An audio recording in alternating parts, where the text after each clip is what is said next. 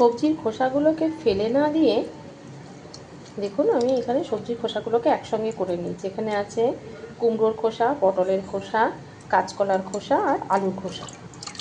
এবার এটাকে আমি একটু লবণ দিয়ে সেদ্ধ করে নেব।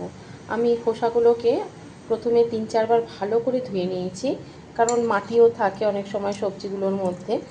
তারপরে খোসাটাকে একটু জলে 5-10 মিনিট ভিজিয়ে রেখেছিলাম।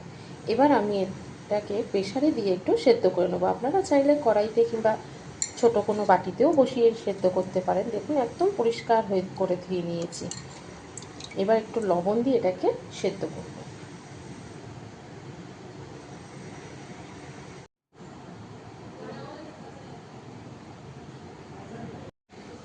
খোসাগুলো দেখুন আমার সব সেদ্ধ হয়ে গেছে। এবার আমি একটা টমেটো দেব, আর এখানে 2টো কাঁচা লঙ্কা দিয়েছি। ঝালটা আপনারা অবশ্যই বুঝে ব্যবহার করবেন। আমি সামান্য লবণ দিয়ে এটাকে বাটবো, কারণ আমি সেদ্ধর সময়তেও লবণ দিয়েছিলাম। দেখুন ভালো সেদ্ধ হয়ে গেছে। এবার এটাকে আমি বেটে নেব। আমি মিক্সিতে পেস্ট করব, আপনারা চাইলে হাতেও বেটে নিতে পারেন। তেলটা গরম হয়ে গেছে। এবার আমি এতে কালো জিরে ফোড়ন দিয়েছি, দিয়ে বেটে রাখা পেস্টটা এতে দেবো।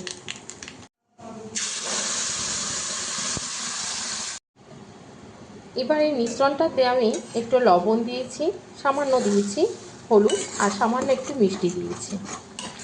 আপনারা চাইলে মিষ্টিটা নাও দিতে পারেন। এবার ভালো করে এটাকে কষিয়ে নেব যতক্ষণ না জলটা শুকিয়ে যাবে এবং কড়াই থেকে উঠে আসবে, ততক্ষণ অবধি আমি বাটাটা একটু নাড়তে থাকবো। লক্ষ্য রাখতে হবে যাতে নিচটা লেগে না যায়।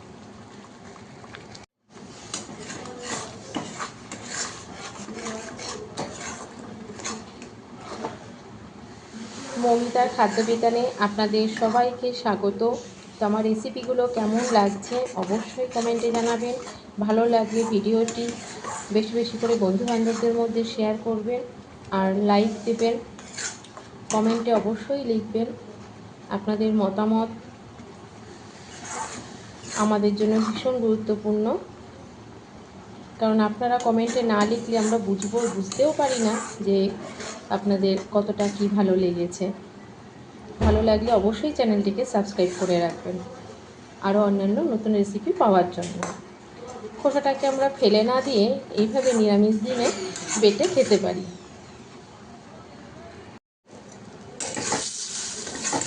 দেখুন আমার এটা কড়াইতেও লেগে যাচ্ছে এবং চারপাশ থেকে সুন্দর উঠেও আসছে।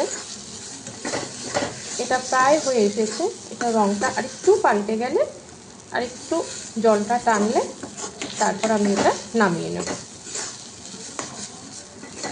এতে আপনারা ধনেপাতার যে গোড়াটা থাকে সেটাও দিতে পারেন, ভীষণ ভালো লাগে। আমার কাছে ছিল না বলে আমি দিতে পারিনি। তা আপনারা ধনেপাতার যে ডাঁটাগুলো থাকে সেই মোটা ডাঁটাগুলোও এতে দিতে পারেন, এর সঙ্গে বেটে দিতে পারেন, ভীষণ ভালো লাগবে। আর যদি এটা আমিষের দিনে করতে চান তাহলে একটু রসুন দিলেই হবে। উপকরণগুলো সবই এক, শুধু একটু রসুন লাগবে। আর আমি নিরামিষ দিনে করেছি তাই রসুনের ব্যবহার করলাম না। দেখুন আমার এটা প্রায় হয়ে গেছে। আমি এবার এটা নামিয়ে নেব।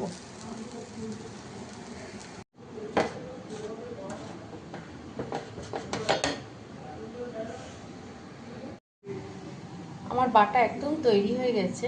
আমি ওপর থেকে একটু কাঁচা সর্ষের তেল ছড়িয়ে দেবো। এতে কী হবে, ভীষণ টেস্ট হবে।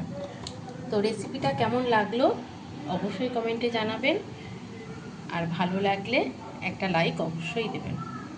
সম্পূর্ণ ভিডিওটা দেখার জন্য, এতক্ষণ আমার সাথে থাকার জন্য আপনাদেরকে অসংখ্য ধন্যবাদ।